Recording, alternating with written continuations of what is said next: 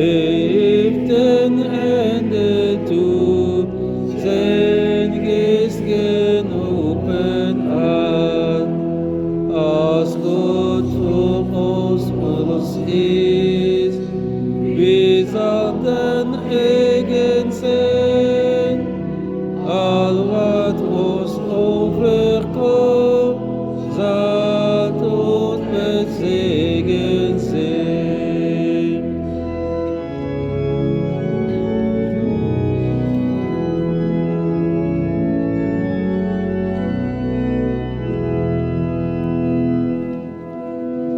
Wie zal ons scheiden ooit van God ons goed en bloed?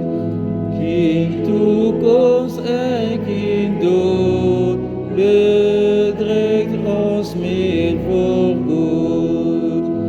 Benadig en getrouw, wie hij mijn vrede zijn. In mens die hem wil